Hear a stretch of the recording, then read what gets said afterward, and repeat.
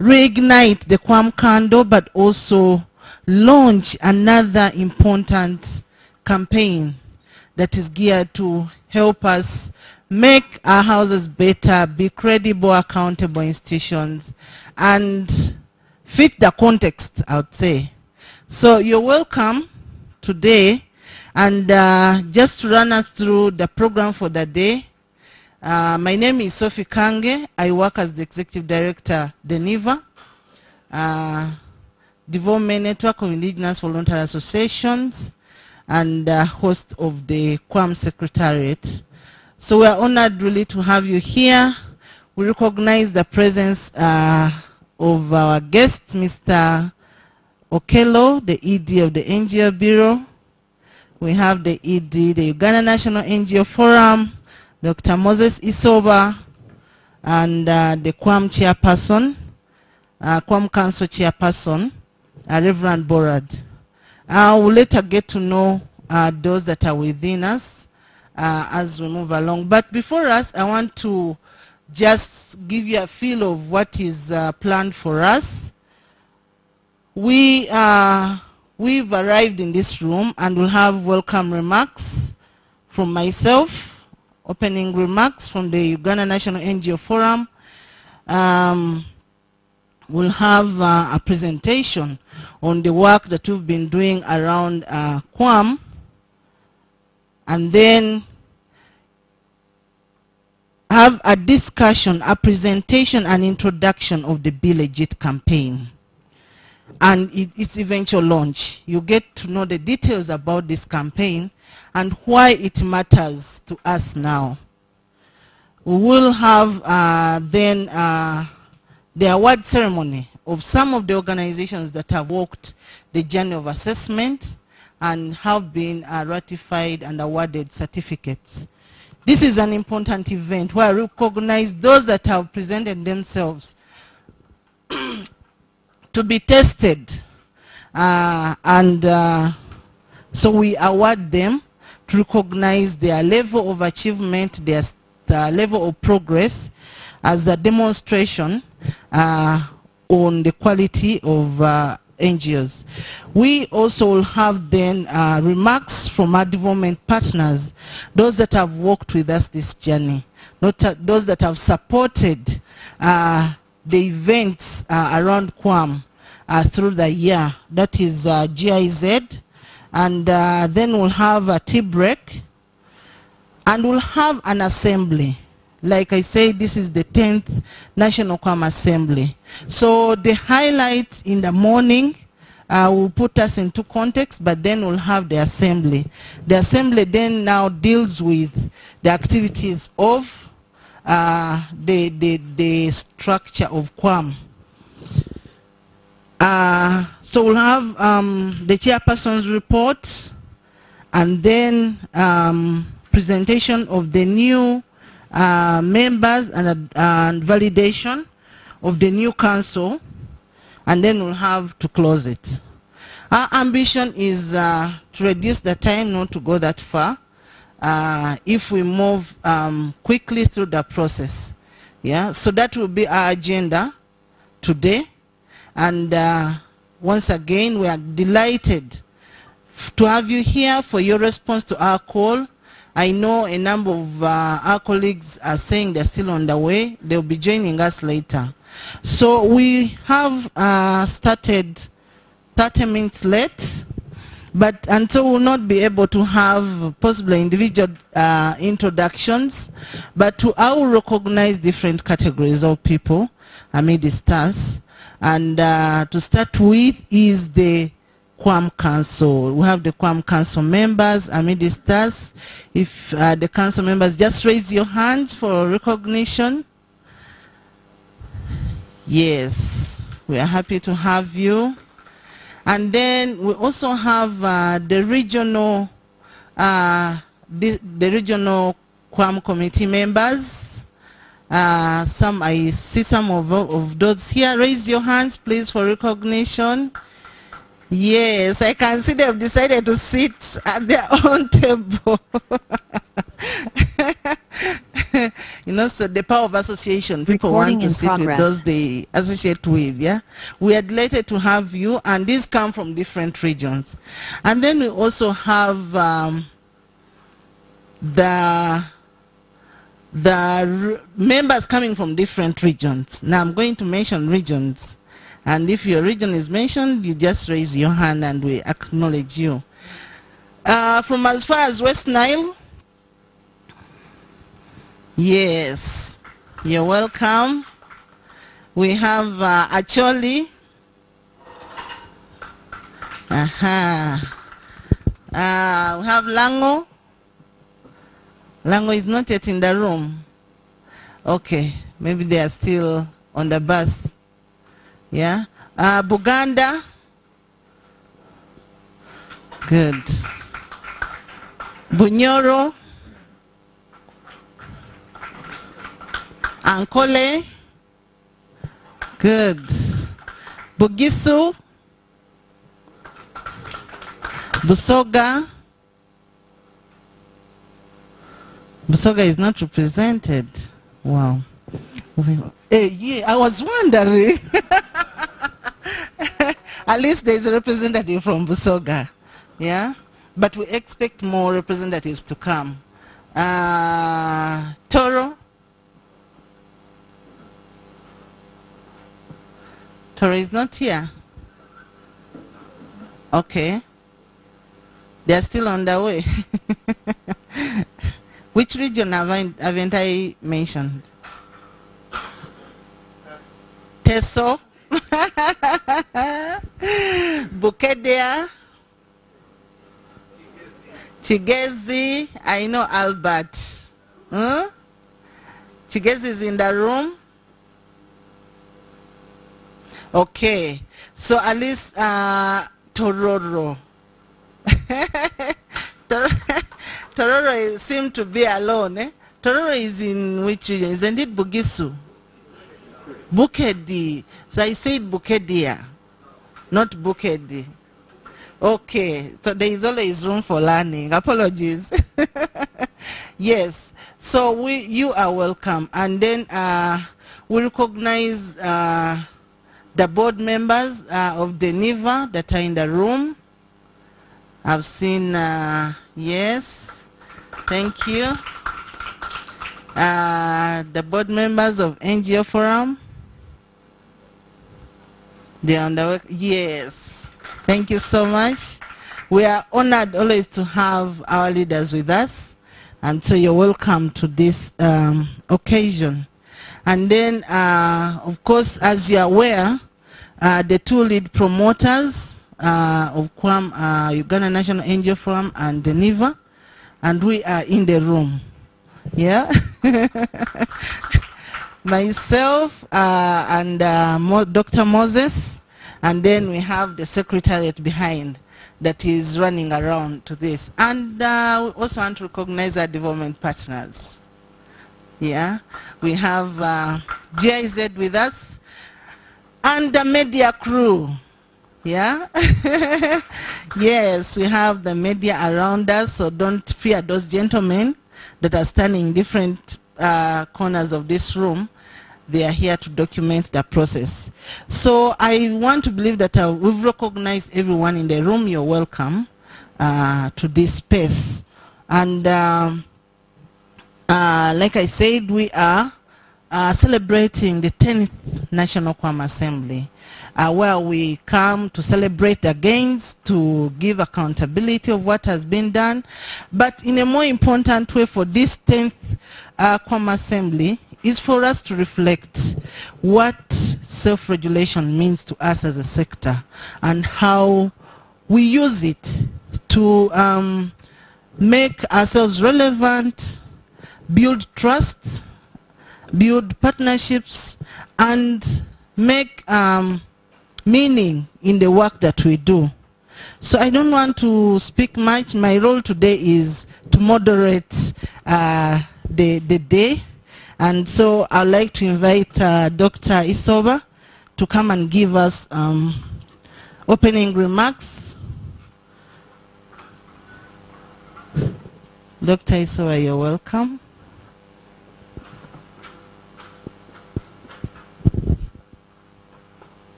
Thank you, Sophie.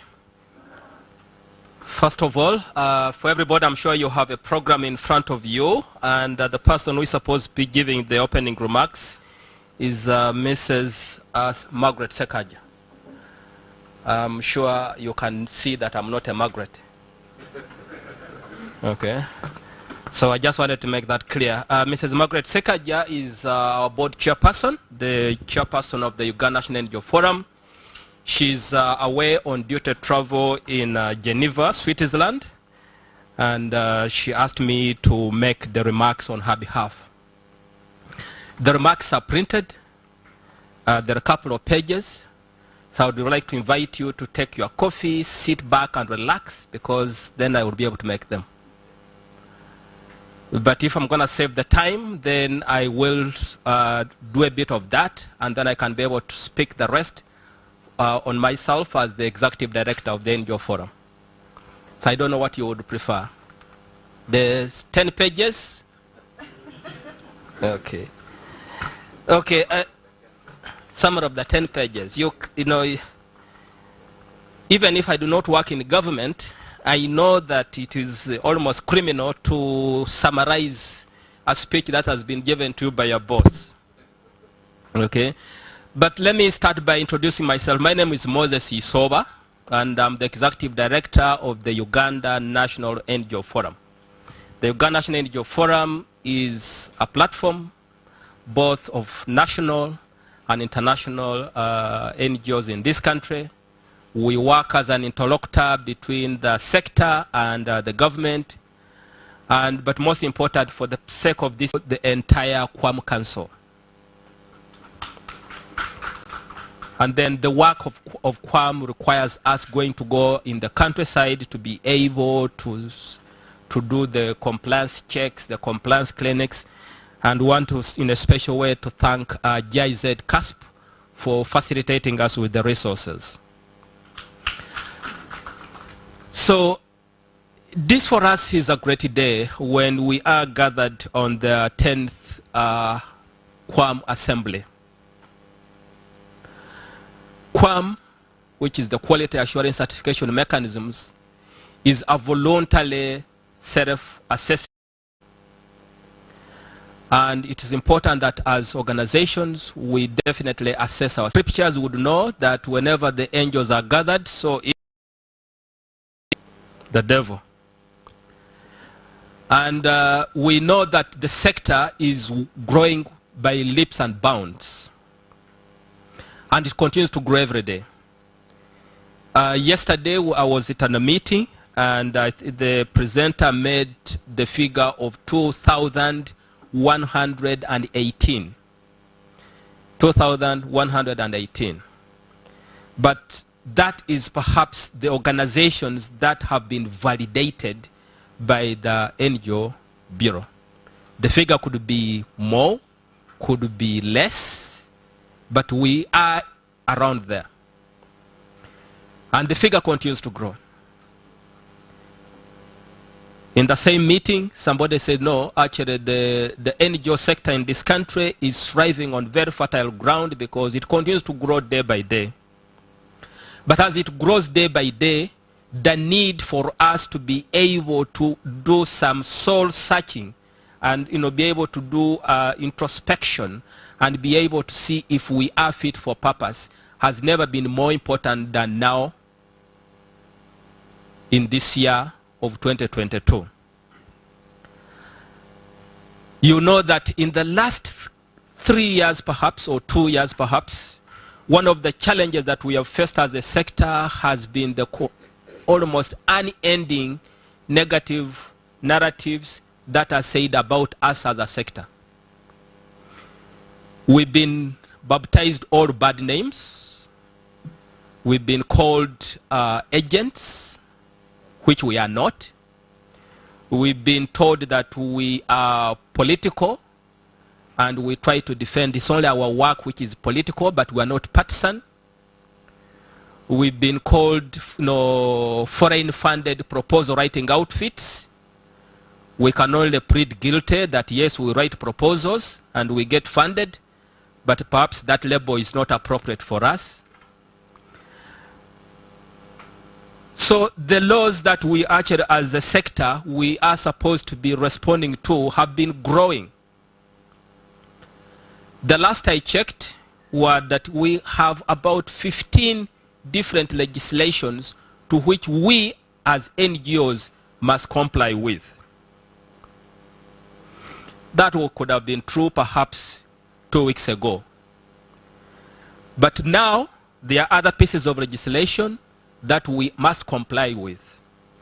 Just this morning, I learned of a 16th one, that we as this NGOs, we must comply with the Data Protection Act. Okay, if you are an NGO leader, you need to take notes.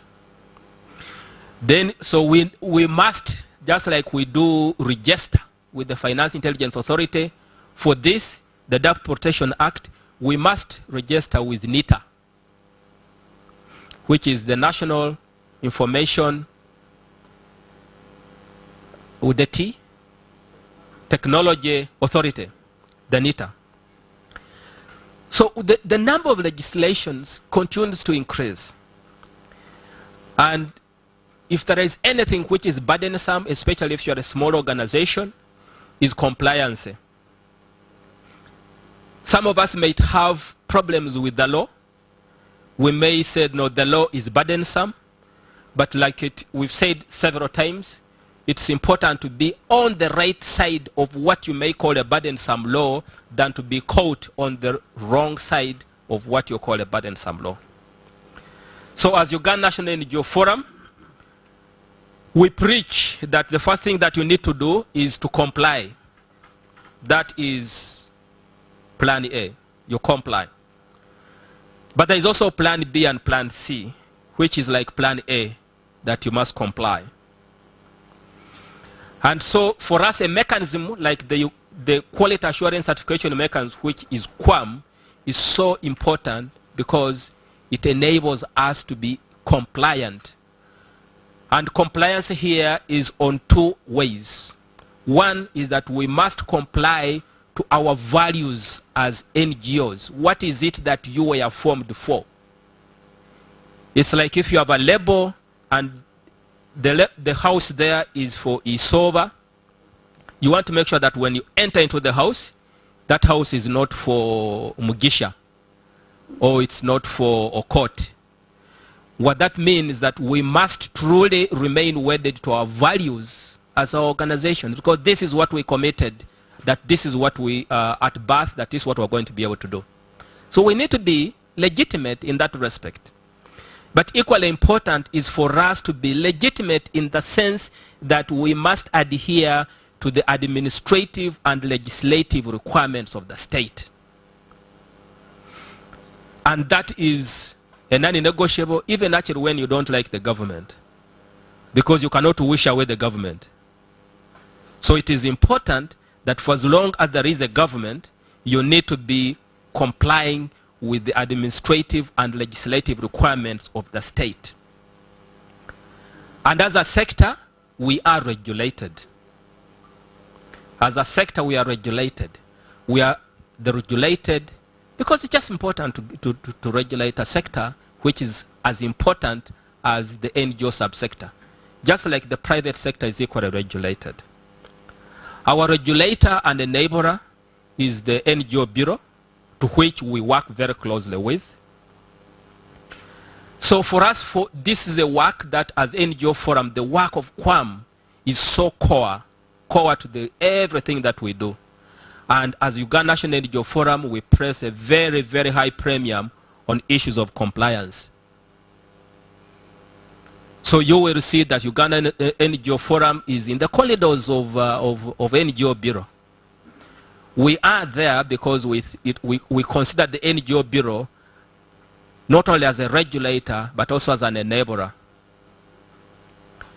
Now, you may be fully compliant, but that may not entirely insulate you from potential assault.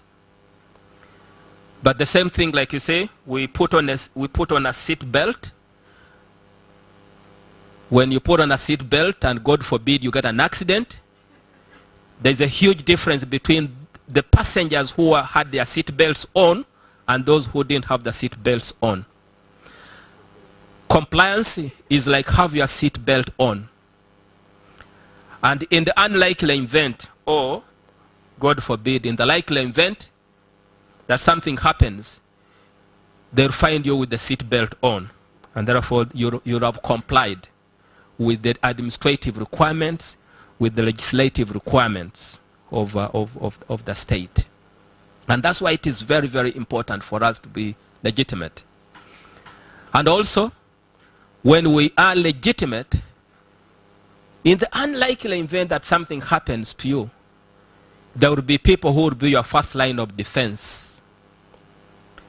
It's also important as an organization, as an NGO, to ask yourself that God forbid if you died, who would attend your funeral?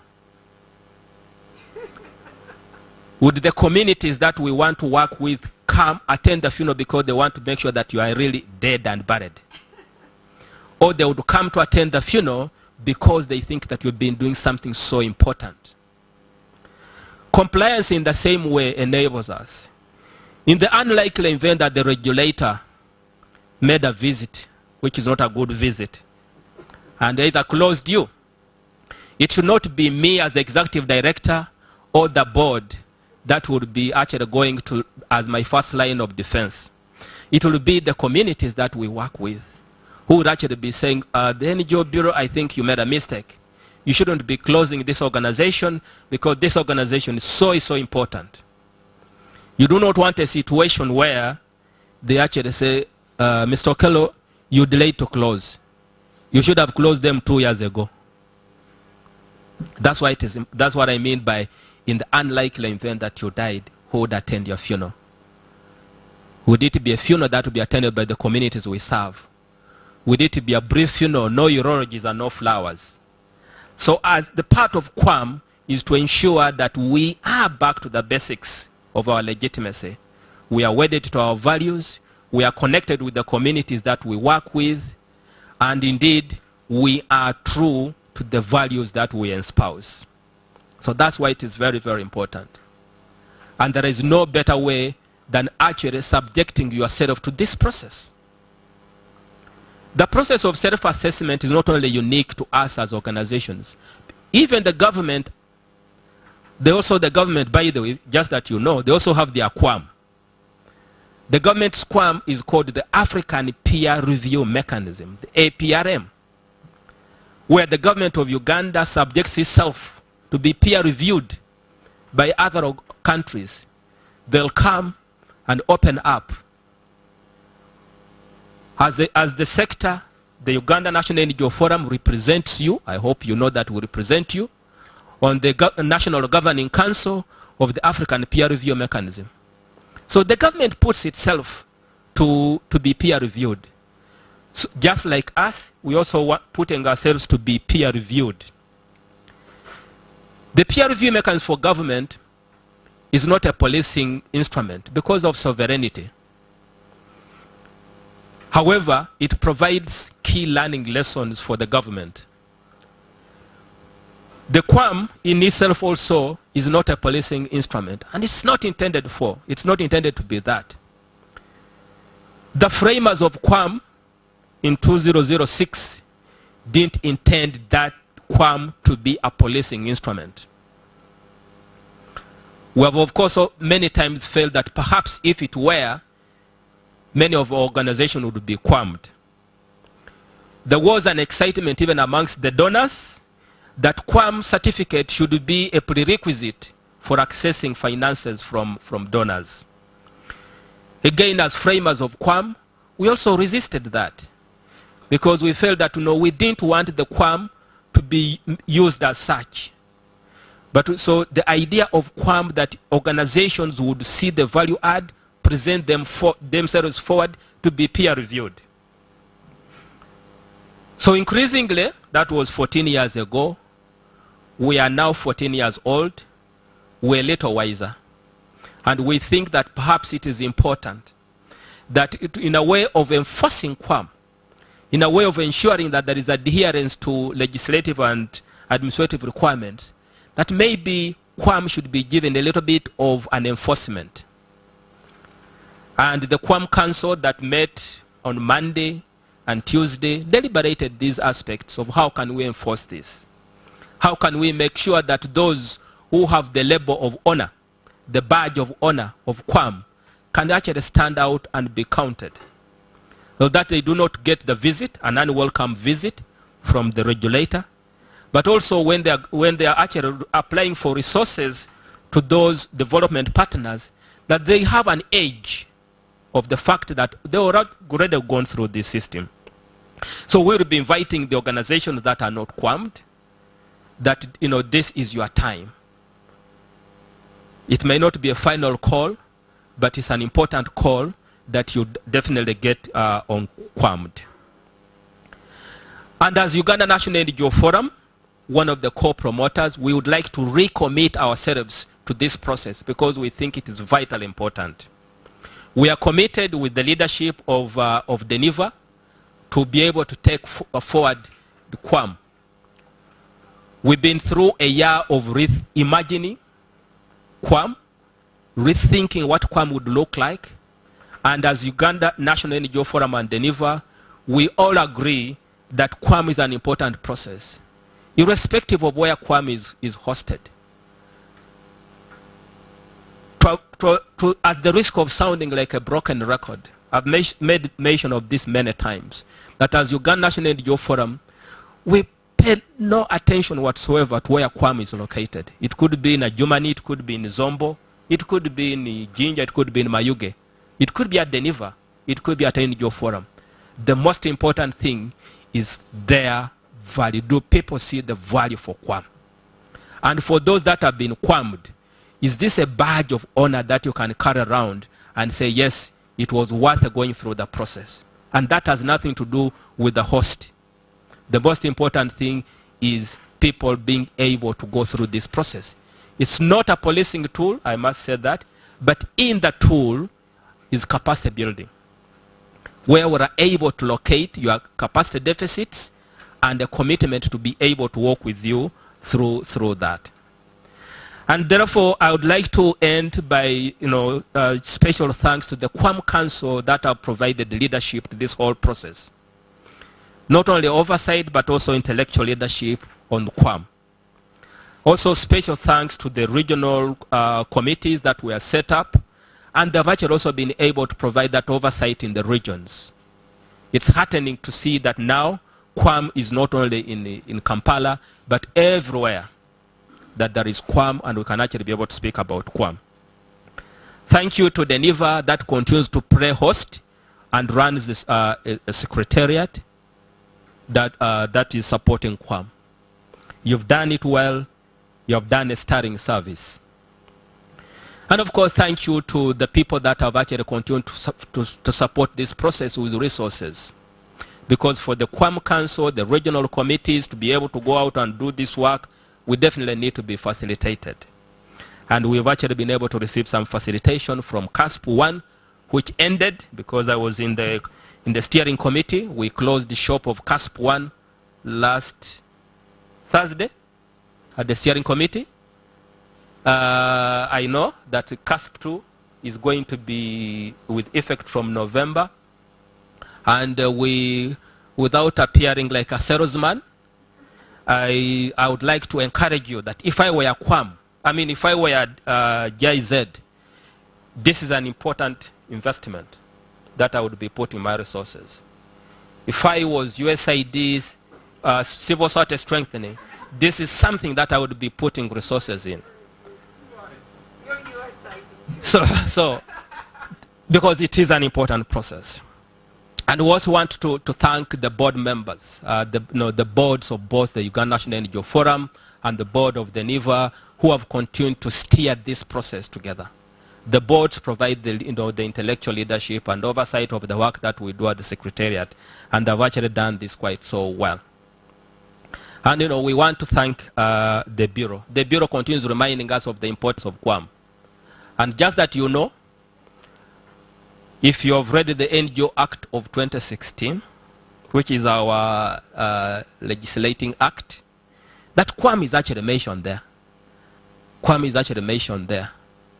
And maybe if one was in the room or outside this room and not really see the value add of 𝐶𝐬𝐲, then the fact that such a report in the NGO Act would be the challenge that you put before us, and the analogies that with which you speak. He always says things relating to the lives that we live. What do you want to be said about you when you die? Huh? Who will cry when your organization is closed? And these are realities that we need to reflect on as leaders of these organizations that we lead. Yeah, the issue of legitimacy, accountability, credibility can't be underestimated. It can't be overemphasized. But I mean, these are values that we need to be wedded to. If I will speak in the language of Dr. Isova, yeah, be wedded to the values. Yeah, you know, the vows that are made in church, mosques, wherever you're getting married. When we enter this sector, there are certain values that we get wedded to, whether it's by baptism, by immersion, or whatever form of baptism. But we are wedded to a given ethical code of conduct that is investigated under 𝐶𝐬𝐲. So thank you so much for those remarks. I want to recognize the presence of Fan Theodoro, the Chief of Party, East-West Management, that is running the civil society strengthening activity by USAID. We are honored to have you here. And yeah, I know you've been one of the advocates for 𝐶𝐬𝐲 because CSSA looks at the governance components, yeah, the organizational capacities of organizations, and they've done great supporting organizational capacity development processes. And so 𝐶𝐬𝐲 is one of those tools that we look at as a key mechanism that would enhance our internal capacity. So thank you for coming, for being part of this. And to all those that have joined us later, when we had recognized the people in the room. The next activity is a presentation on the journey we've moved this year, the engagements we've had, and I'd like to invite the acting 𝐶𝐬𝐲 coordinator to come and take us through the journey that we've moved this year. You all know we emerged from the lockdown in for the 2-year lockdown, and there was low activity. But I want to emphasize and appreciate GIZ that actually worked with us, handheld us, emerging from the trauma, the constrictions with COVID-19, that we could continue operating and engaging. The stories that you hear are emerging from some of the interventions that we've had. And Frederick, the floor is yours to take us through. Thank you.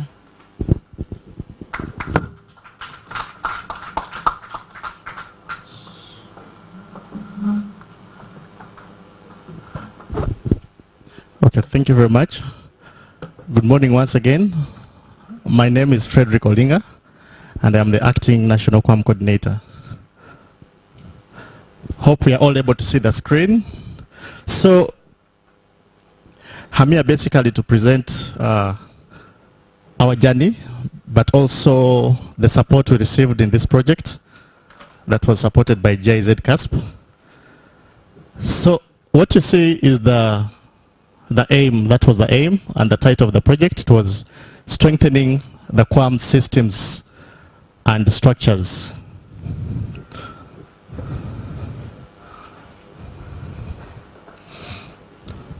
So in this project we had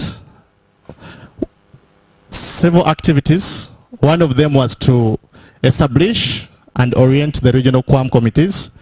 I want to happily report today that we have 8 functioning regional 𝐶𝐬𝐲 committees, And we are talking about Bugesu sub-region, we are talking about Busoga sub-region, we are talking about Teso, Bunyoro, Ankole. We are also talking about West Nile, we are talking about Acholi and Karamoja.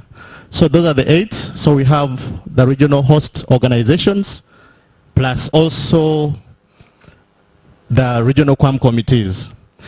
Secondly, we had to conduct the QAM sensitization meetings. This also happened in over 8 regions. And we also documented feedback from the QAM organizations. So QAM now has a follow-up mechanism where after going through the QAM process, we come back and learn together with you after getting your QAM certificate or after getting the QAM, after going through the QAM process. How far have you gone in terms of implementing the improvement plan, for example? Because during the assessment, there may be those gaps that have been identified. So QAM works with you through the journey to ensure that you're ready for your next steps. And then the other one was to enhance appreciation of QAM and uptake. Of course, after the sensitization, as you'll see in my next slide, we had several organizations that appreciated this and demonstrated that they have appreciated by inviting the committee to conduct the QAM assessments. And those are the organizations we shall be awarding today. We also enhanced QAM visibility. So we were able to make several banners. We were also able to make several literature, that's the posters, assessment booklets, among others. But also developing the think pieces. We have had over 7 engagements where we have engaged different stakeholders to just have a QAM conversation, crossing or ranging from accountability, credibility, and among other topics. So we have had these think pieces developed, and most of them are on our social media handles and websites. We have also followed up the QAM organizations in terms of monitoring, evaluation, and learning. So we also have very interesting stories that you should be able to see on our website and social media handles about how organizations that have gone through the QAM process are now happy in terms of compliance, timely compliance, in terms of securing funding, for example, and among other perimeters. So we have these stories of change that are available on our social media handles. The other one was holding today's event. That's the National QAM Assembly that we are holding today. But also, we have also been able to have our consecutive QAM Council meetings for all the other quarters of the year. And then lastly is procurement of some office assets.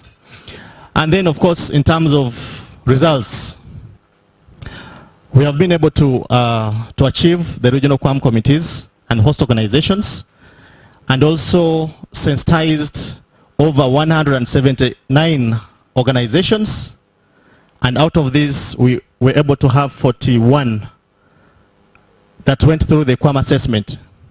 So the 41 were out of the 179. And then, of course, we had the IEC materials. We're also able to have 5 radio talk shows in the different 5 regions that I earlier mentioned.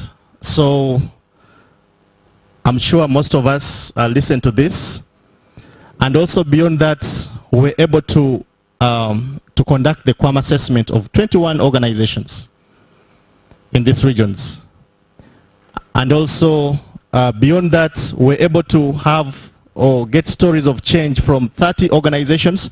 The stories of change is a quarterly event. So every quarter we pick about 30 organizations that we follow up to ensure that they're progressing well in terms of implementation of their action plans, but also what have they benefited from the process.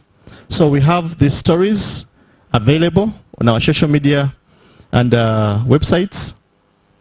The other one is, of course, the QAM Council meetings that we have also been, the Council has been able to meet as per the quarterly plans. And then, of course, we're also supported by 4 office furniture. In terms of visibility, we also have 1 professional camera, should be doing its work in the house. And then lastly, we are here holding the 2022 Annual General Assembly. So, what are the 𝐶𝐲𝐢𝐬𝐴 achievements so far? These are just some of the achievements, but we have several of these. One of them is the recognition over the years. 𝐶𝐲𝐢𝐬𝐴 has been recognized. Dr. Moses was here saying that, he said that the NGO Bureau recognizes 𝐶𝐲𝐢𝐬𝐴, and of course it's true. And beyond that, even in the international and national partners, 𝐶𝐲𝐢𝐬𝐴 is recognized. The other one is the strong and the functioning 𝐶𝐲𝐢𝐬𝐴 organs. 𝐶𝐲𝐢𝐬𝐴 has the General Assembly that is going to happen this afternoon. We also have the full council of 7 members. We have the council, of course, is supported by the regional 𝐶𝐲𝐢𝐬𝐴 committees. And the plan is to have the 14 in the 14 sub-regions of the country. So we currently have 8 out of the 14. So these regional 𝐶𝐲𝐬𝐴 committees support the council in the regions with 𝐶𝐲𝐬𝐴 assessments, but also being the watchdogs of these organizations that have undergone through 𝐶𝐲𝐬𝐴, because by the time you undergo through the 𝐶𝐲𝐬𝐴 process, you enter our database to walk the journey with us. And then also the other one is the 𝐶𝐲𝐬𝐴 Secretariat that is currently hosted at Geneva, and of course we are all aware that 𝐶𝐲𝐬𝐴 is currently promoted by Geneva and Uganda NGO Forum. So these strong and functioning organs is one of the achievements so far, and the other one is increased international and regional partnerships. 𝐶𝐲𝐬𝐴 has had national, international partnerships. Today as we talk, 𝐶𝐲𝐬𝐴 standards are aligned to the global standards. What does that mean? It means that you have your 𝐶𝐲𝐬𝐴 certificate here in Uganda, but if you're having your international engagements, you are recognized with your certificate, because the standards, the 60 standards of 𝐶𝐲𝐬𝐴 have been aligned to the global standards for the CSO accountabilities. The sector. The other one is securing partnerships. And of course, like the previous speakers have said, we are here today because of, this is also supported by 𝐂𝐧𝐡𝐚𝐧𝐜𝐢𝐧𝐠. So beyond that, 𝐶𝐲𝐬𝐴 has also secured partnerships, for example, with the global standards. We have also worked with Oxfam and among others. So this is also a great achievement. And then the other one is the 𝐶𝐲𝐬𝐴 certification.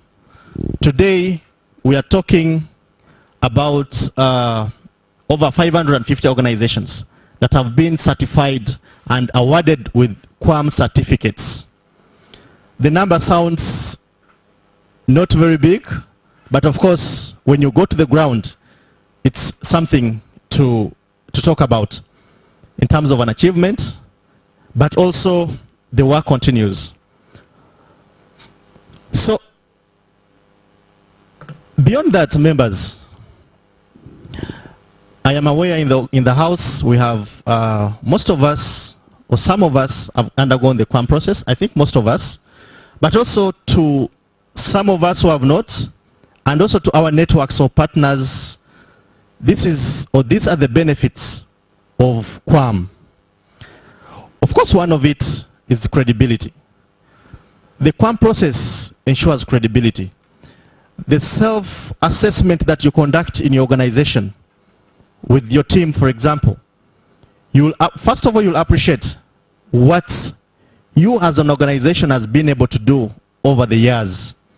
But also in the same period, at the same time, you also appreciate what 𝐶𝐲𝐬𝐴 is trying to remind you. Because if you look at the 60 standards we have, and you look at, for example, the compliance issue, look at the NGO Bureau, URSB, Financial Intelligence Authority, whatever they ask are part of the 60 standards.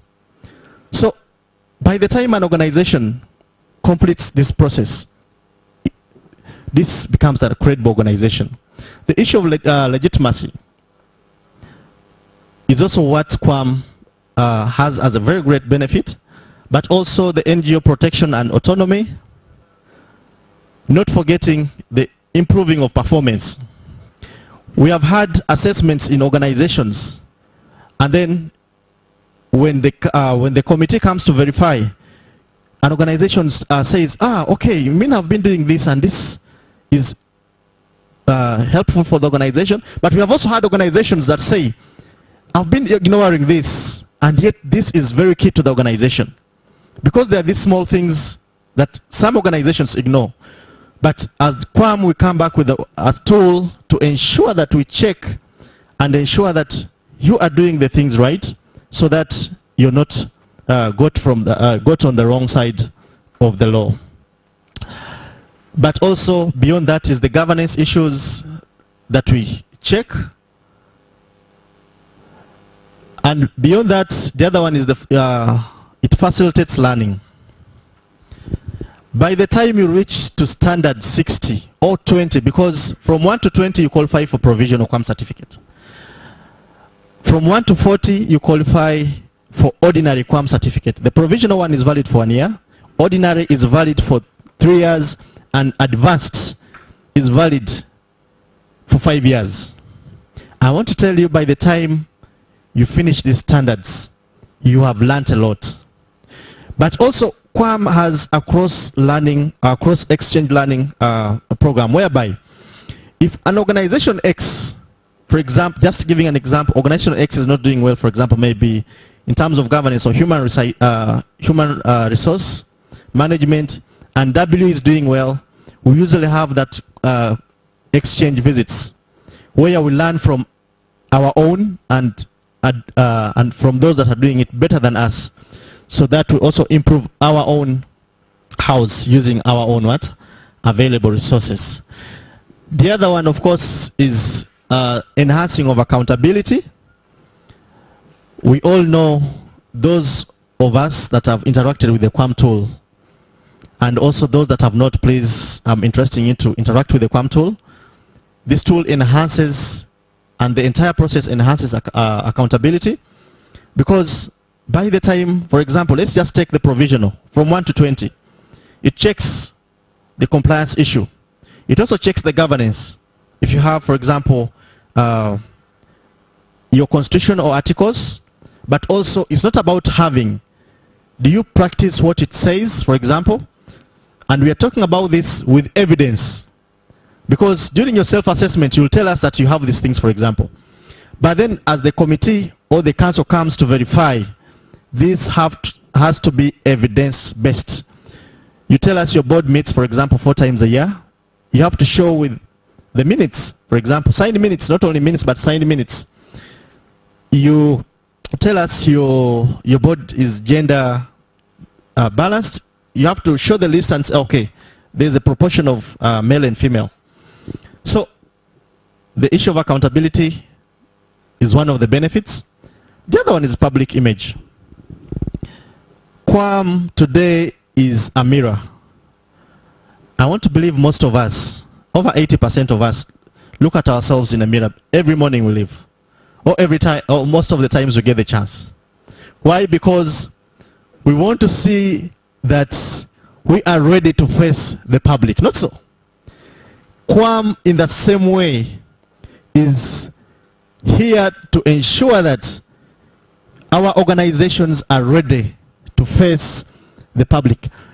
Therefore, having gone through the QAM process, you become, or you clean, and you publicly, your image will improve, and you'll be seen as a very credible, legitimate, and accountable organization. Last but not least is the NGO capacity building or strengthening. Ladies and gentlemen, with QAM, when we visit your organization, we have had organizations, for example, there are about 4 scenarios. Scenario 1, we have had organizations that ask, for example, ordinary, but when the council comes to verify, you get that maybe they are recommended for provisional. Okay? What does that mean? It means there are some gaps that you have to fill. But also in the same spirit, we don't, or the council doesn't leave and will leave you pending. What happens is that we take on your improvement plan and ensure that we have timelines and responsible persons and centers tagged to this improvement plan.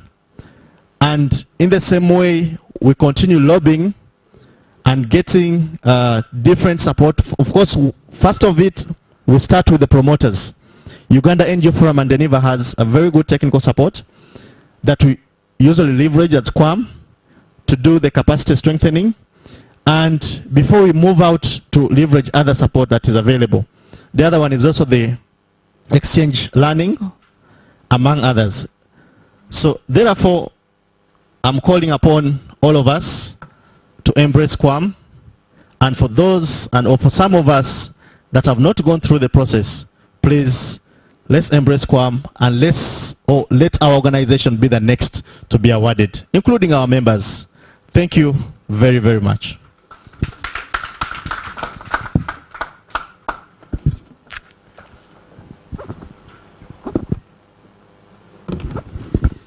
A big round of applause to Frederick. I want to appreciate Frederick. He has been the one that is running around. I believe all of you have interacted with him, but like you've heard him speaking with passion and conviction to ensure that 𝐶𝐲𝐢 reaches everyone. We appreciate the achievement. It's not been an easy journey. Some of you were engaged online, but we had an engagement, and we appreciate that you've also been able to accept to walk the talk. We are racing against time, and our next activity on the agenda is the remarks by the introduction of the Be Legit campaign and its eventual launch. Now, this is going to be an exciting activity. Yeah? Are we ready? Are we anxious to know what this big animal Be Legit is? Yeah? And I hope from here we're all going as ambassadors of Be Legit campaign. Eh?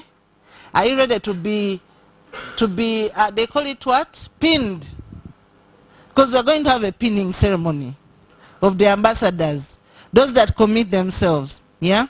But you should have seen that from the beginning, the word legitimacy cuts across. Yeah? Legitimacy, we need to be legitimate. We need to be compliant. Yeah? So we are emphasizing this, and we're going to have an exciting moment in the next program. And I want to invite Ms. Sarah Pachuto, the team leader, civil society strengthening at the Uganda National NGO Forum, the champion of the Be Legit campaign. Yeah, and Sarah is quite an enterprising and hardworking lady. She's also a master trainer of local fundraising and mobilizing support under the Change the Game Academy. She's a lady that believes in transformation and change, but we can only change if we're legitimate and trusted in the communities that we serve. Sarah, please come and take over.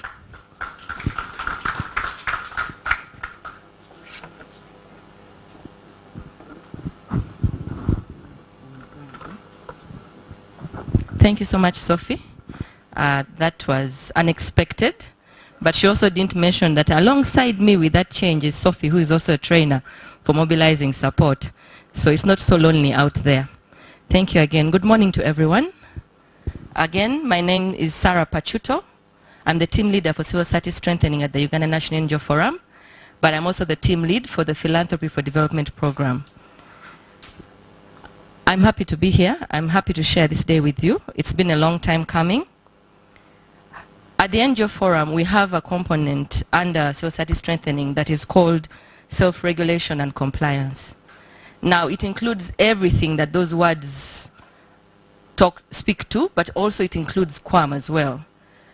Now, the work we've been doing over time is supported by one of our donors in the Netherlands, and it's under what we call Philanthropy for Development.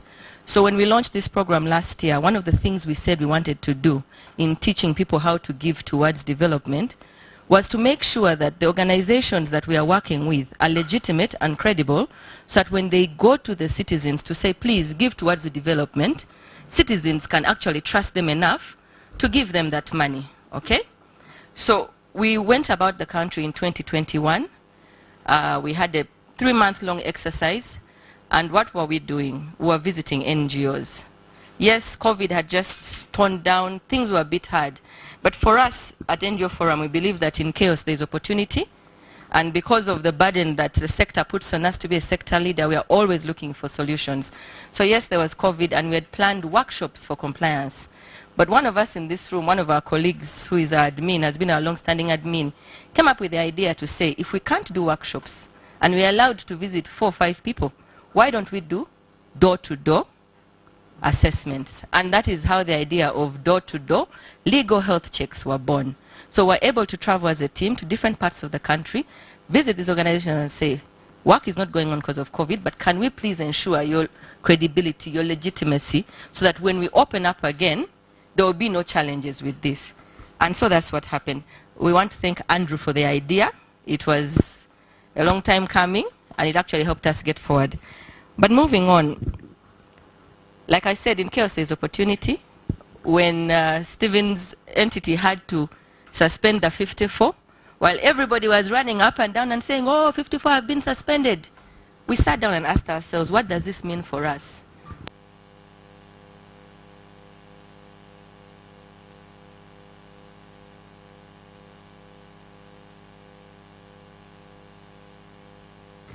So when all this work was going on, as a secretariat, we decided to roll out the door-to-door legal health checks. Now, of course, I don't know if Peter Magela is in the room, but with the support of Peter Magela, a lawyer who is very good on these things, we decided to go and visit these organizations.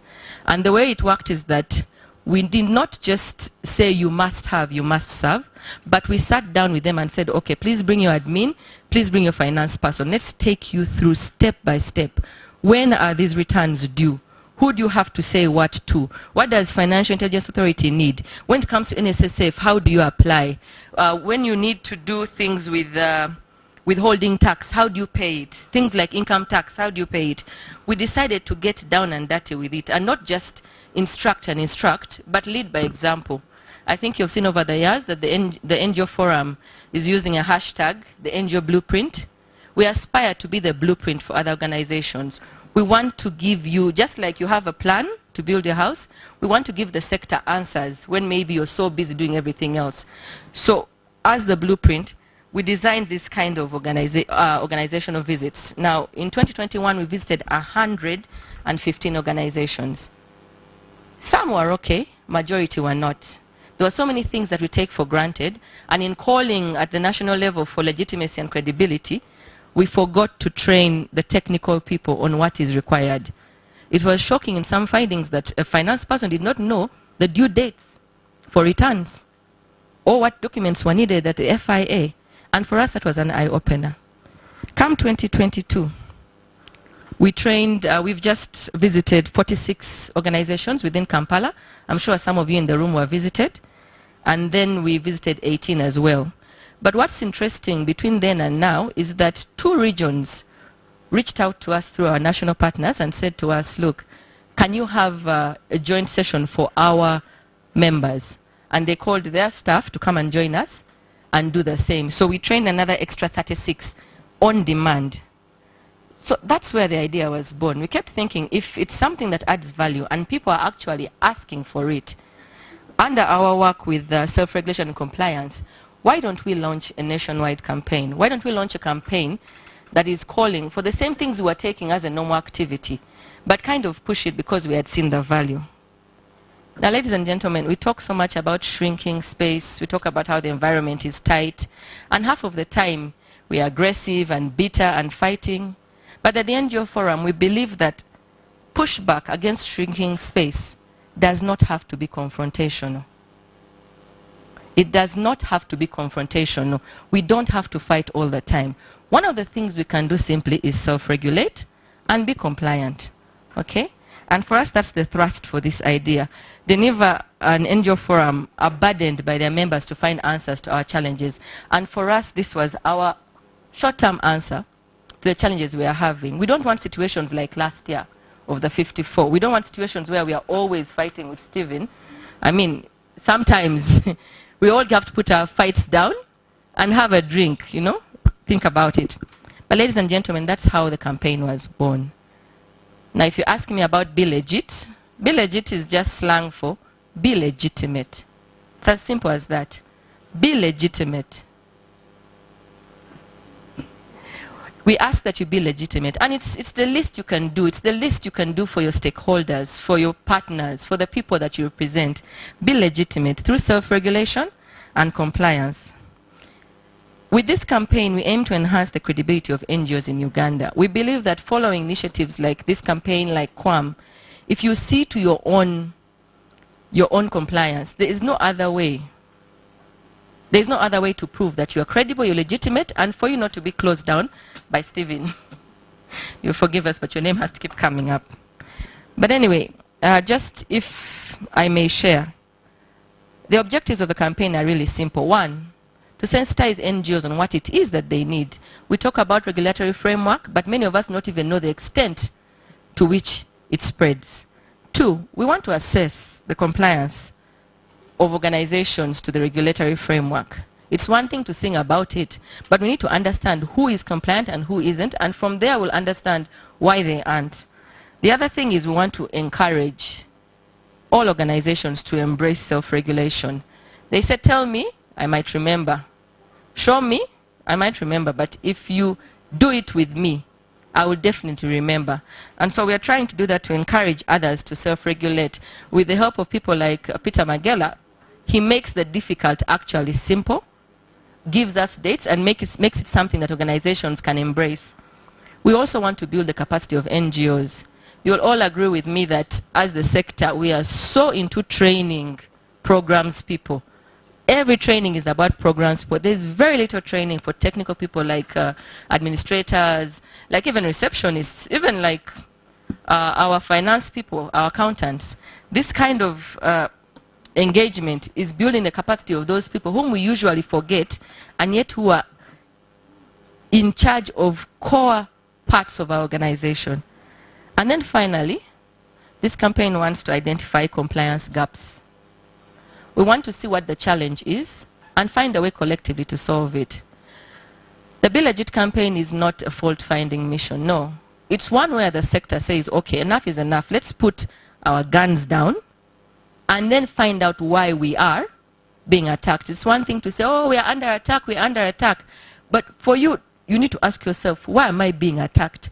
What is so attractive about me that it brings this attack, right? And like I said, pushback does not have to be confrontational. So ladies and gentlemen, we are pleased to bring this campaign to you with the support of Deneva and all our other partners. We hope that you will join us. We hope that it will become something that is as normal as the NGO jargon that we use on a daily. I'm sure Stephen is excited about this, but we also ask the Bureau to join us, because it's one thing to keep coming at me when you know I'm trying to correct my challenges. So we hope that we can work together between our offices and those who are in charge. Of course, share some of these gaps with you as well, but find a lasting solution to this shrinking space and this attack on NGOs. Thank you very much, ladies and gentlemen.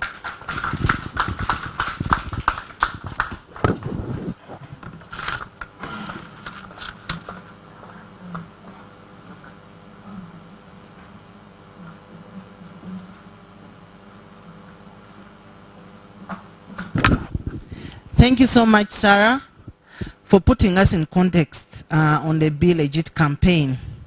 Yeah,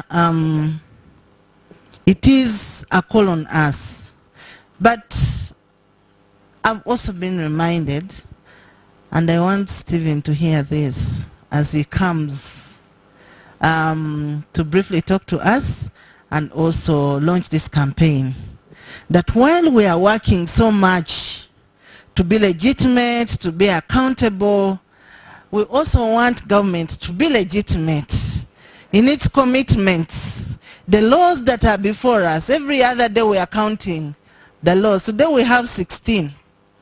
This morning we added 1 and it's 16. Yeah, but how honest is government and accountable to its actions? Because government has responsibilities and obligations to which civil society comes to complement and add to the efforts. Yeah, so while we are working hard to put our houses in order, you've heard the words of Sarah. Some were being attacked, which is true. But what is the other side, and how do we ensure that you're accountable? I'll be happy, Stephen, when you come and give us the confidence, the promise, the commitment that also government is going to be legitimate. Yeah, we recently celebrated when NGO Forum and UONET and Chapter 4 won a case against FIA. Yeah. Yes, that deserves a hand clap. Yeah. We celebrated. And why did that win come? Because actually government was not accountable to its actions, was not legitimate in its actions, in its choices. Yeah. Sometimes government thinks they are indispensable, but they owe us as citizens of Uganda first, but also as partners in development. Yeah. So Stephen, I hope I've given you a good ground to start as you come to speak to us to launch the Be Legit campaign. You're welcome.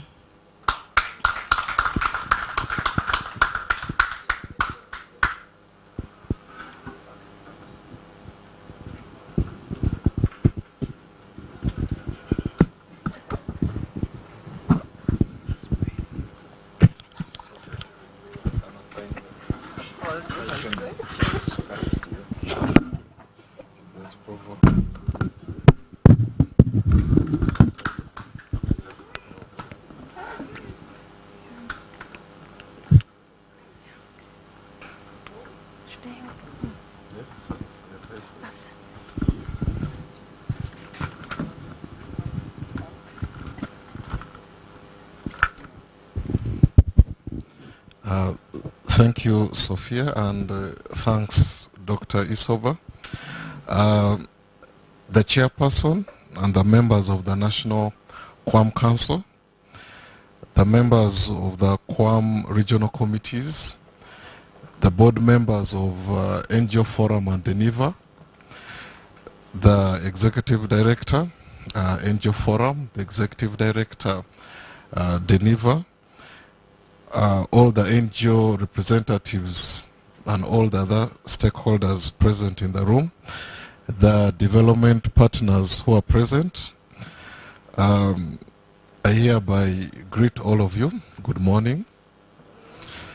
Let me start by in a special way thanking NGO Forum and Geneva for keeping Quam alive, because being there since 2006, I think we should clap for NGO Forum and Geneva. Yeah, because they have really come a long way. I remember that the first time I attended a Quam meeting was on the 3rd of November 2011. We were somewhere at Imperial Royal. The meeting started at 3 p.m., I remember. And that was the very first time I sat in a meeting of Quam where they were giving awards. And I can tell you since then, I think I've attended all your meetings each time I'm invited.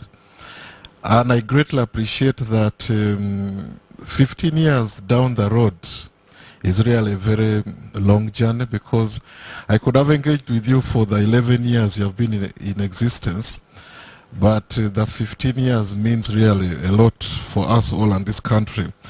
I also want to thank GIZ for coming and supporting this this initiative, because Quam is something very important, and we should all support it, because it is pushing for self-regulation and trying to help all the NGOs in this country to be compliant. I'm also aware that Quam is a process, and it is something which makes sure that NGOs practice their values in what they believe in, because it's different to say and preach something and then tomorrow you're doing the opposite. 𝐶𝐲𝐻 is an opportunity for all the NGOs in this country to actually practice what they're trying to put out there. However, we're also aware that the NGO sector continues to face a number of challenges. There are challenges of funding, there are challenges of record keeping, there are governance issues that individual NGOs are facing. And there are also, of course, challenges of accountability. And I think through such an initiative like 𝐶𝐲𝐻, they are greatly going to help the NGOs come out of this. It's also interesting that, as the doctor said, a number of development partners soon actually are going to start using your certificates to really cross-check whether someone is telling them the truth or someone is truly compliant. As the NGO Bureau, our main objective and concern is to promote and maintain good governance, transparency and accountability within the NGO sector, because that is what we believe that for us to have a very healthy NGO sector, those three parameters of having good governance, transparency and accountability are very key. And so when we have 𝐶𝐲𝐻 coming on board, it's clearly showing that you don't have to wait for the regulator to come to you. Within yourselves, you can actually do so much by ensuring that you remain compliant in everything that you are doing. We do appreciate the measures and the systems that 𝐶𝐲𝐻 has put in place, because listening to what Ligad was presenting, the sensitization and all the work that they are doing, I think that's really a very great job that 𝐶𝐲𝐻 is doing, and all of us greatly appreciate that. We also appreciate really that that the moment this 𝐶𝐲𝐻 and this self-assessment is rightly done and properly achieved, we shall have more legitimate organizations that are operating in a very credible manner out there. And that is something that will be good for the country, but also will improve the image of the sector, because Dr. 𝐬𝐴𝐵 was very clear that at times the image of the sector is not as good and as positive as all of us would have wished to have it. I also want to inform everyone present that the NGO Bureau and Ministry of Internal Affairs are in the process of reviewing the NGO policy and act. And of course, I call upon you that there's going to be a time when we are going to consult a number of you. And I think if there are areas for the self-regulation that you need to have improved further, I think those ideas can also come, because I'm sure a number of you have made comments how it appears in the law now. And I think if you want it better, that is going to be the opportunity. The fact that section, I think 37 and 38 of the Act provides for self-regulatory bodies and self-regulatory mechanisms, I think let's come together and ensure that the law captures the best kind of mechanism you want to see out there. And also the law helps you to bring more people on board, because just as the doctor was requesting, 𝐶𝐲𝐻 is something that is voluntary, meaning that you're not coerced to get into it. And interestingly, a number of people, of course, opt to keep away from it. But just as he said, it's not something to police anyone. It is something which all of you are really called upon to be a part of, because it helps you at the end of the day. But of course, something else also I wanted to inform you, that I've always informed all NGOs. We are in the process of putting together and consolidating the contribution of the NGO sector in this country. It is a process, and we want to look at a 30-year period right from 1989 up to now. And I can tell you that that particular exercise is going to give more credibility and appreciation to the sector, because there's a lot of information gap on what exactly the sector is doing out there. And the moment we put that together, and it is launched, because it will have to go through cabinet, then it is launched and all of us own it. It is something that is going to lay a very big foundation for people to start appreciating what exactly the sector is doing in this country. So I request that the moment we call upon you to support us in any of these two exercises, please, we would be appreciated the moment you come on board, because all of them are for the good of the sector. So in terms of the self-regulatory framework and the bodies, we as the NGO Bureau greatly support. And of course, I want to also take this opportunity to congratulate all those who are going to receive the awards today, because it's a very big step. And of course, I'm aware there are 3 different levels. There are those that will be moving from one level to the other. We greatly appreciate, because it shows that their compliance levels are improving. Something else I want to add is that in most cases, the NGOs at times feel that government does not appreciate the complementary role they play, but I want to clearly state that we greatly appreciate your complementary role, because you fill in any gap that actually you have identified and you need to come in and help the government. But of course, I'm also making a special call that there are legal obligations that you are supposed to comply with. And it's very important that as you carry out your work, please ensure that you are compliant with those legal obligations. Otherwise, you are going to have issues the moment you are not compliant, or else the moment you are waiting for only either the NIVO NGO Forum to come and tell you. But it's a responsibility upon all NGOs to ensure that they are compliant and they are following these laws. But of course, also, we have also noted that there are a number of NGOs that I may not call it ignorance, because they actually know a lot about these laws. They have received them, they have read about them, but a number of them are paying little attention to compliance issues. And so I request that with such a launch that we are going to have today, I request that all of us come on board and we ensure that we are compliant, and do not wait for only the government side to either come and whip or to come and put some sanctions on you. It's important that you ensure you are fully compliant, and also taking advantage of such initiatives to ensure that you are remaining compliant in everything you are doing. I want to clearly state that we greatly support and recognize the initiatives that are in place. We are aware of the door-to-door legal health checks that Sarah talked about. It is something that is great. But of course, coupled with the qualm that is in place, it is something that is very important for this country. Now, today we are gathered here for the launch of the Be Legit campaign.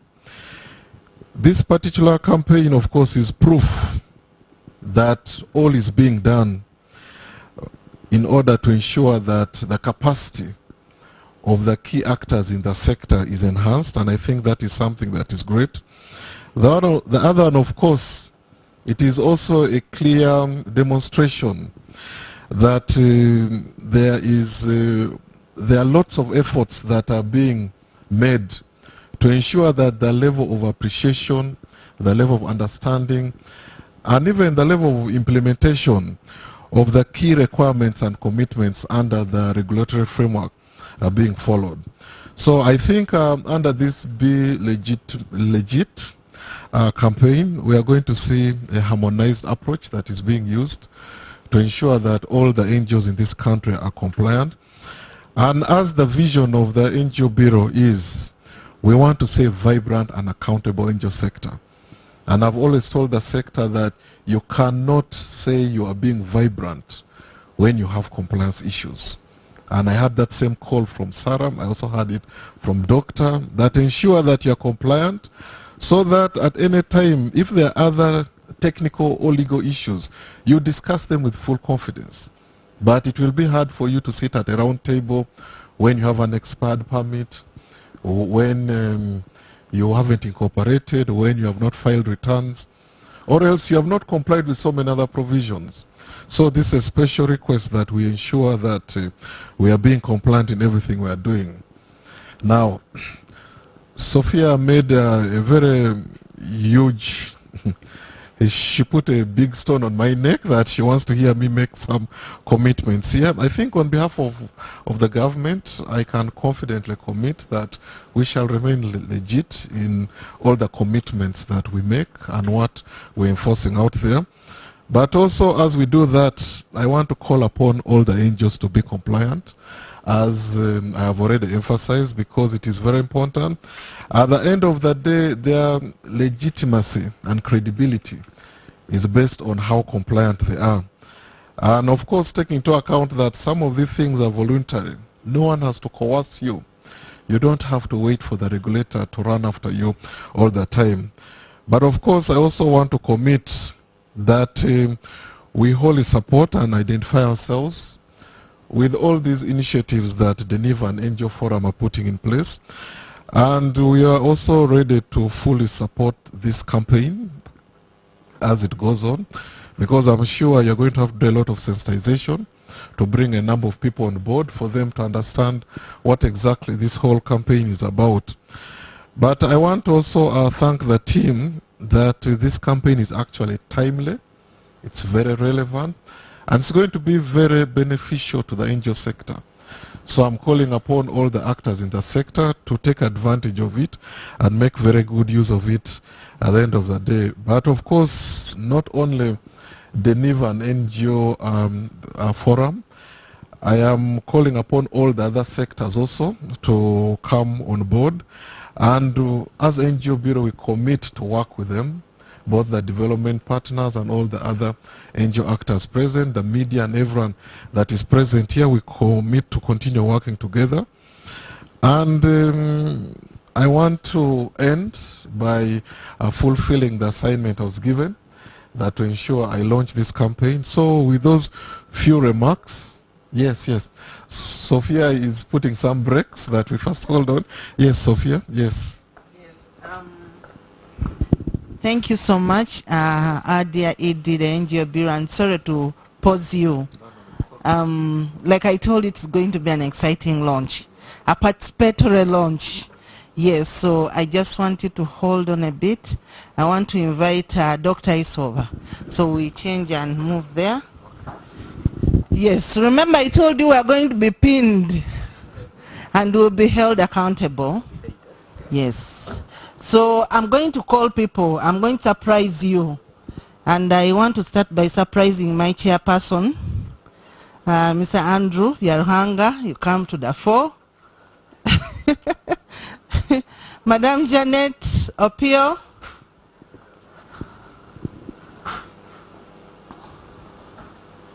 Madam Edith from Ankole.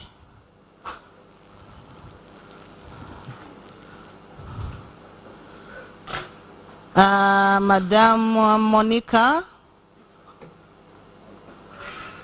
from Unau. Mr. Paul Mulindwa from Bunyoro. And Mr. Cody James from Teso. These are ambassadors that are going to be pinned.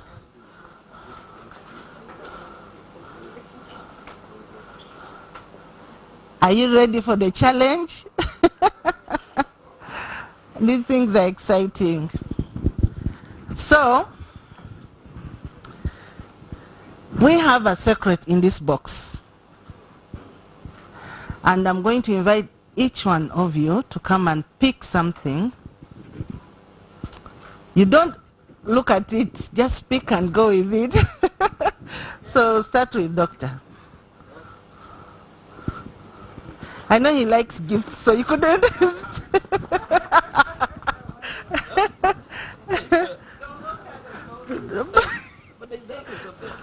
Sure. Just pick one.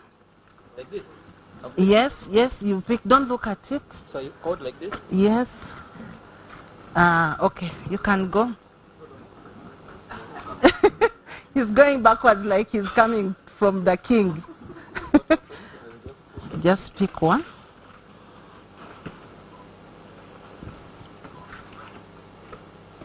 Next person.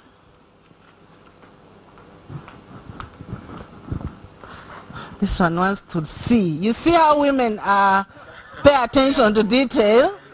And she was like, what am I? So pick.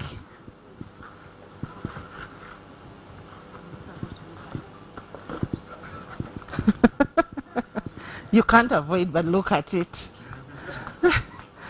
Next. Men are risk takers. They'll pick. Yes. Yes. Oh no, pick one.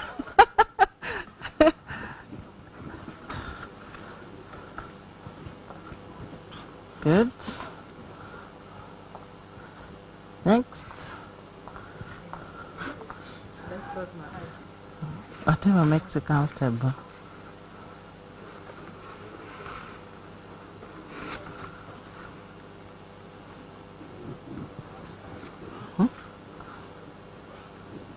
It's okay. One. Huh? You have only one blessing to take with you. And lastly, no. Because there's only one left. You know people who say, save the best for the last, he wants to go with everything. No, pick, but you've seen. Okay, thank you so much for the first challenge. So I want you to find your place and make the word be legit. Yes, look at the letter you have.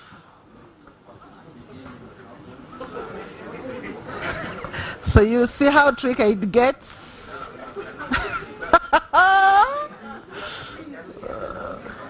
B. So can we not write like the Arabs?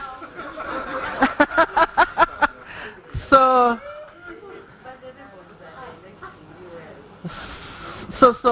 yeah, so someone has made you steal the exams.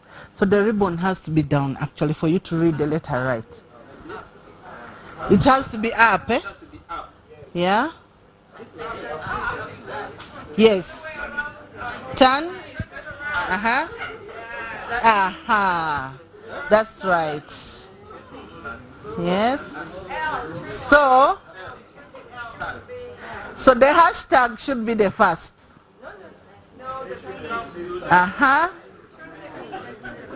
Yeah?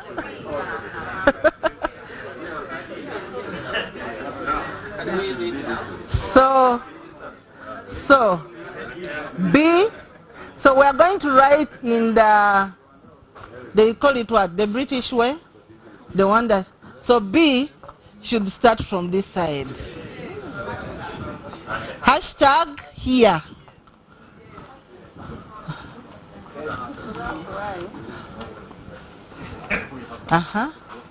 Yeah. Sorry.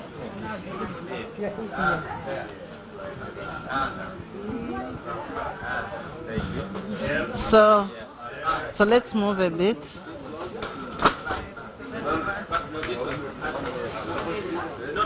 No, you're there. You're on the right way. Have they won the award? So clap for them. Yes. So we are yet to get other surprises. Are you ready? So this is our campaign. Be legit. Whenever you see this hashtag, know what it means. Yes. So now the ED has the opportunity to launch. Yeah?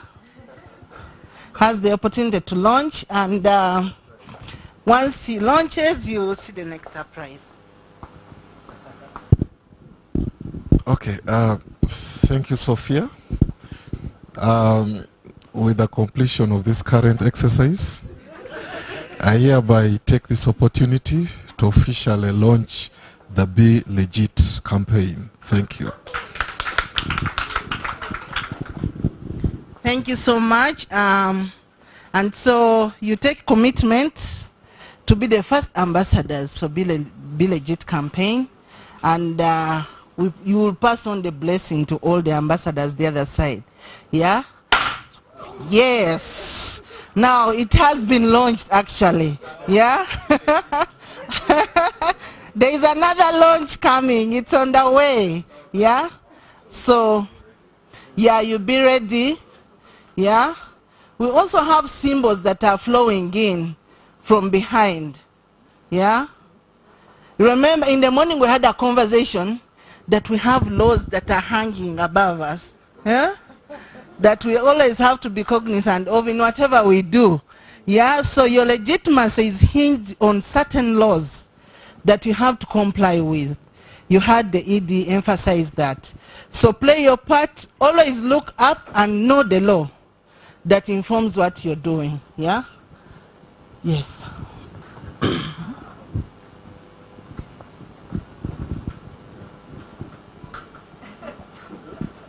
These things are not easy. Ah, the final launch. Okay, thank you, and hand clap. You can have your seats. Thank you. Thank you. Thank you. Good. Thank you. Design the app.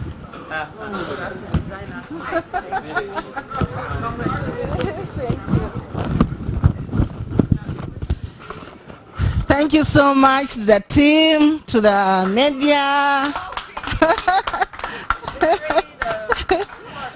Yes, and there are gifts coming in. This thing doesn't just go like that. Yeah? So as you drink your tea, you drink your porridge, be sure to practice that which you're drinking from. Yeah? Yes. Thank you so much. Thank you so much, NGO Forum, for guiding us on this, steering this.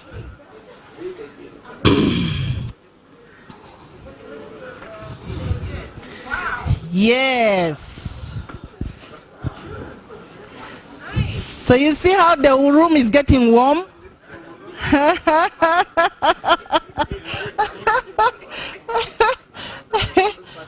Peter, what are you saying? I need to hear those voices. I'm saying this is a very good Be Legit package. Yes. Yeah? Isn't it exciting? Rita, you're welcome. We're honored to have you. The ED of UONET is in the house. She has come at the right time to receive the blessing of the Be Legit campaign. Yeah? Yes.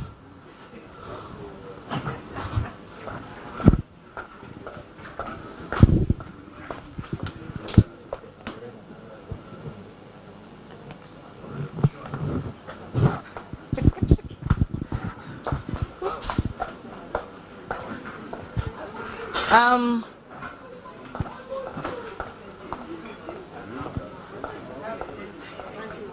Andrew,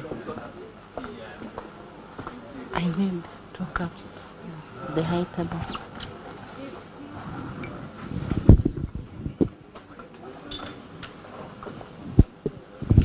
Sorry. Then come. Come like that. I don't want our guests to be left out. Yeah? And please, the camera guys, the contract is not yet over. I want to hand over officially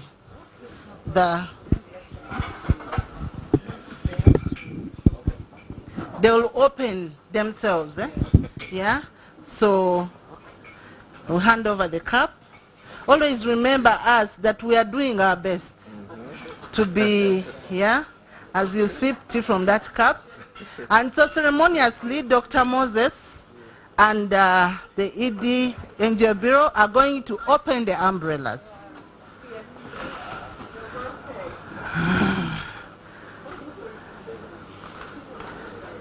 Yes, a hand clap to that. Yes. So when you're legitimate, the analogy behind this, it won't actually rain on you. Yeah? You'll be covered. Yes, you'll be protected.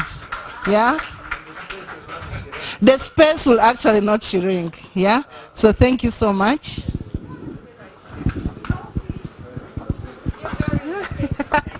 Thank you. Thank you. Thank you. Really? We'll talk about that tomorrow. Okay, so we're in the spirit of getting presents. Thank you, Fan. We are still in the spirit of getting presents. Now, our next session is the awards. Yeah? For those that have tested the waters, those that have presented themselves to the challenge to be assessed and awarded. Yeah? So I'm going to call. I hope my team is ready.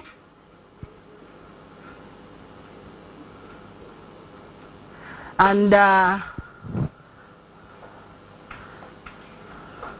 Frederick.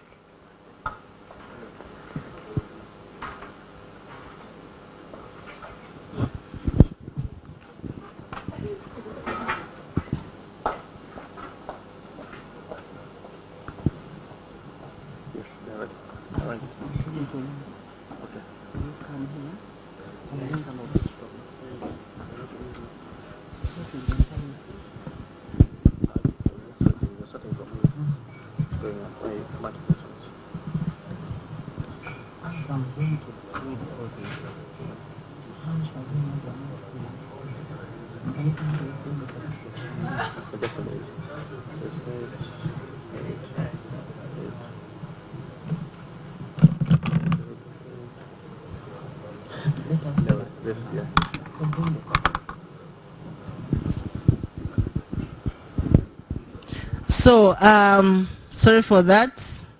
Remember, teamwork is important in all that we do. Yes?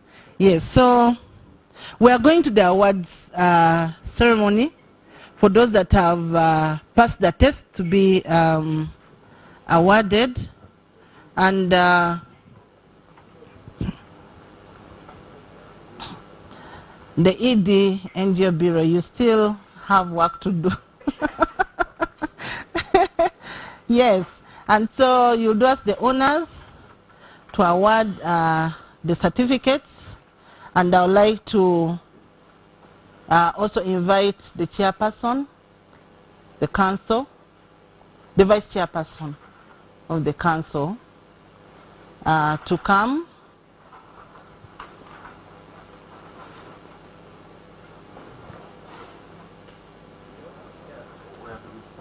Just there, you know. Yes. So I'll read the names and then you come to the front and receive your certificate. Yes, so like you all know that we award 3 levels of certification. 1 provisional, ordinary, and advanced. Depending on the outcomes from the assessment, you qualify to get either of the 3. So we'll start for those in the provisional category.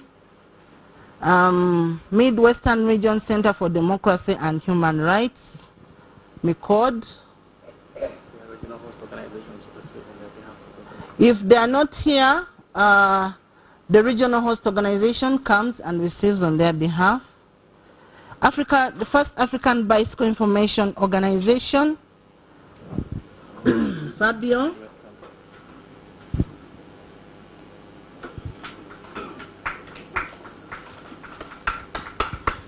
Please clap, it doesn't come easy. Yeah?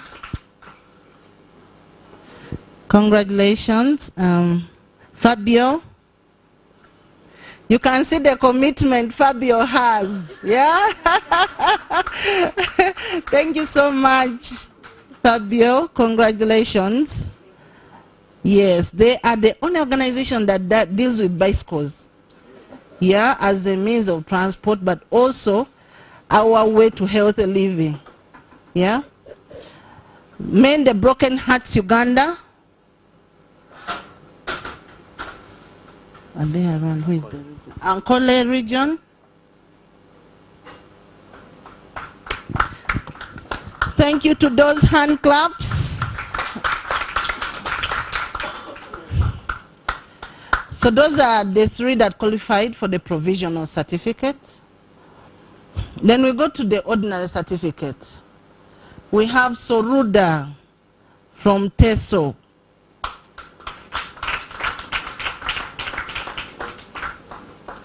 Congratulations, Soruda. And Soruda is also the regional host organization in TESO. We have TESO Women Peace Activists. Okay.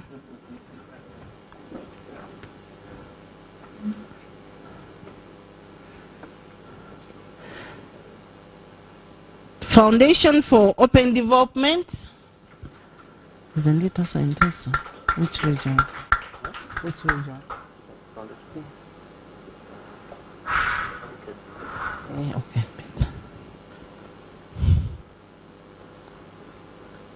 Uganda Network of Aid Support Organizations, UNASO.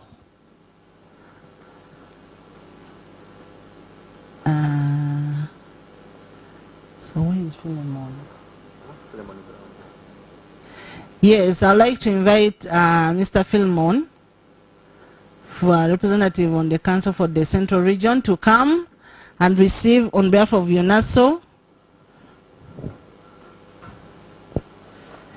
Uganda Women's Network. Who on it? Please clap. Don't get tired. This is a moment of celebration, yeah? Congratulations, who on it? Child Restoration Outreach. Child Restoration Outreach, Uganda.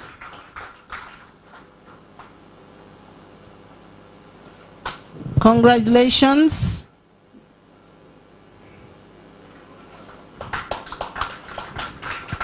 Well, Vision Terudo.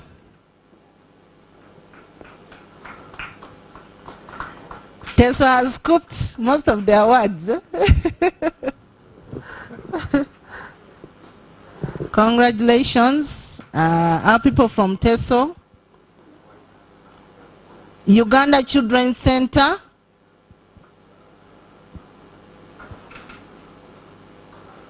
Uganda Children's Center. It is in Central. Philemon, you may need to come back for Central Region.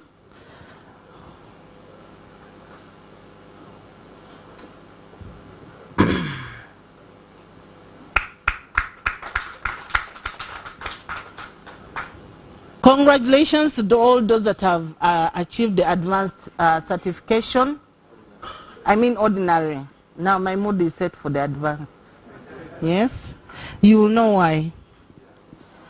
Yes, so we go to the advanced level. Number one is 𝐶𝐧𝐡𝐚𝐧𝐜𝐢𝐧𝐠.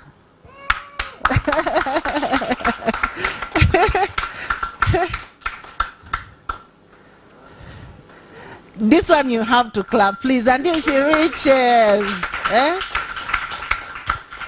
It's a painful process that organizations go through to achieve that certification. 𝐶𝐧𝐡𝐚𝐧𝐜 can tell their story, how many times they were assessed to go back and prove actually they are worth the certificate. Congratulations, 𝐶𝐧𝐡𝐚𝐧𝐜. I wouldn't wish to announce this one, but I will announce it anyway because I wanted to receive it on the other end. But since I'm the person in charge announcing, allow me present to you the Development Network of Indigenous of Voluntary Associations received by the chairperson. Yes, and the other board members, please. This is your moment to shine. Come, come. Yes, congratulations to us. Please clap for us. Yeah. It has been a journey, and we are proud that the council, and by the way, I think the NIVA, we were lucky but also unlucky that we were assessed by the entire council. Yeah. So yes, thank you so much. A hand of applause to our guests. Thank you so much. Yes, after rigorous work and pain, we celebrate, right? Yes, thank you so much, and congratulations to all those that have got the certificates, and congratulations to all of us that have got the gifts. It's not going to rain on us, right? Yes. So to close this session, I want to invite Ramona on behalf of GIZ, that has been supportive, that has walked us with us this journey. All the praises that you've had, the achievements that we've got, has been with support from GIZ CASP. So Ramona, please send back our appreciation to the team, and over to you. Give us the remarks. Thank you very much, Sophie. Good. Is it still morning? Good morning, everyone. The Executive Director, NGO Bureau, the members of the National 𝐶𝐢m Council, the board members of the 𝐶𝐢m Promoters, the Executive Directors of the 𝐶𝐢m Promoters, the development partners, all NGO representatives present, and other invited guests, all protocols observed. First of all, foremost, allow me to extend regrets of the management team of GIZ, Civil Society in Uganda Support Program, for not being able to attend today's event. The management of CASP conveys its greetings to the members of the 10th National 𝐶𝐢m Assembly. The 𝐶𝐢m Secretariat has been a key partner to GIZ under the Civil Society in Uganda Support Program CASP since 2018. It is a great pleasure to work hand in hand with the 𝐶𝐢m Secretariat as an advisor since January 2021 in different projects. One of them, just the one that was recently presented by Frederick earlier on. I wish to appreciate the 𝐶𝐢m structures, including the National Council, the Secretariat, the promoters, and the regional structures comprising of the regional committees, the regional host organizations, for their commitment and efforts in ensuring the continuous promotion and implementation of the NGO Quality Assurance Certification mechanism on both national and regional level. I wish to equally appreciate all NGOs who decided to go through the 𝐶𝐢m process, thereby showing their willingness to enhance their organizational operations and their openness to learn from this process. I wish to also congratulate all the organizations who have received their certificates today. Congratulations. Thank you. With that, I recognize and appreciate all stakeholders who have contributed to the realization of this assembly today and all members participating. I wish you insightful discussions this afternoon during your 𝐶𝐢m assembly to further propel the advancement and implementation of 𝐶𝐢m. Thank you very much.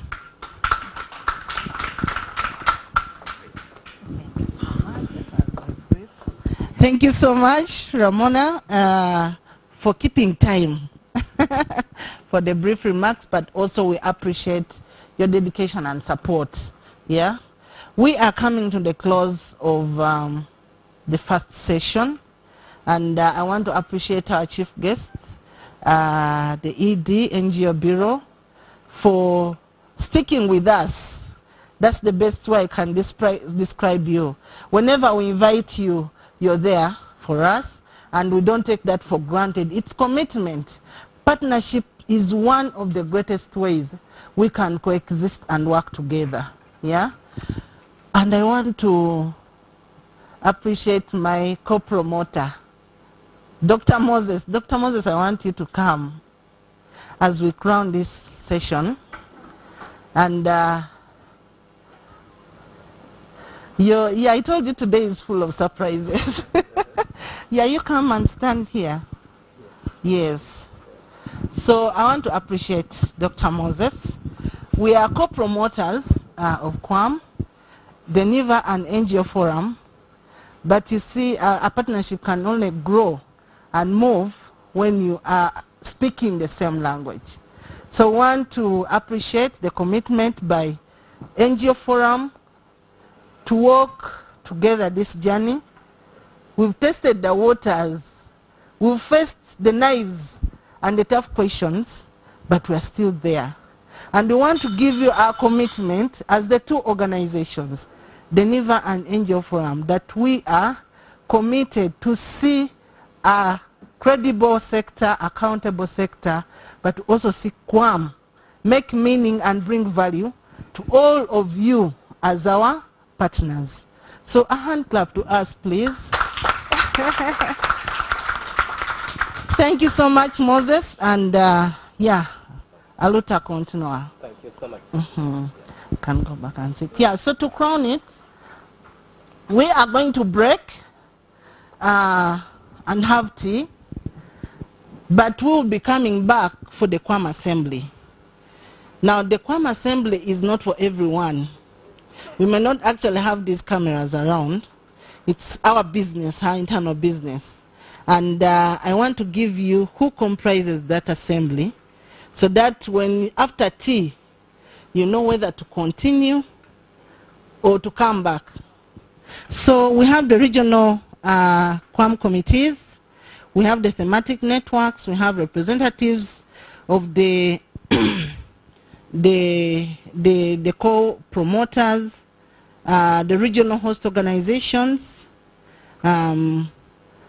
We have the national QAM council members, the QAM secretariat, and the QAM organizations. Those are the members that are admitted to the assembly. So we appreciate our guests that were invited and that have been with us this morning.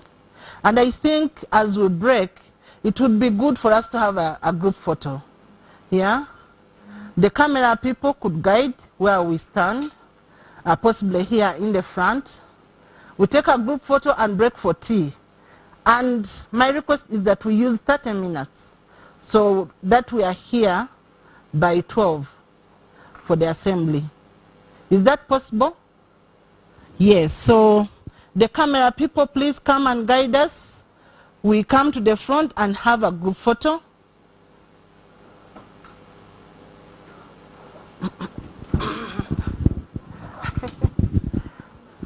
So we can put some chairs maybe. Yeah.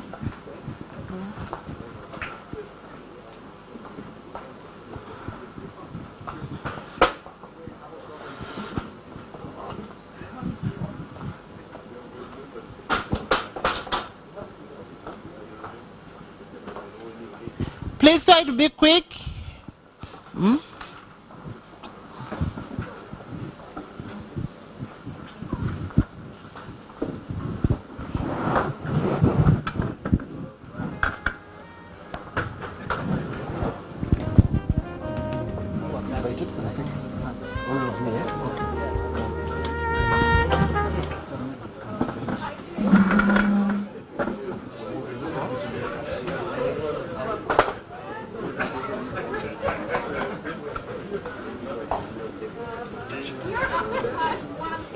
Let us come and line up. Yeah, another. Mona, please sit. Madam, don't want to.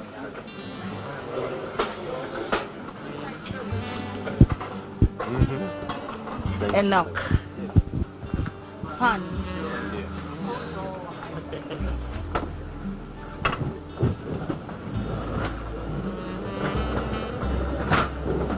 So make sure the camera man or woman is able to see you.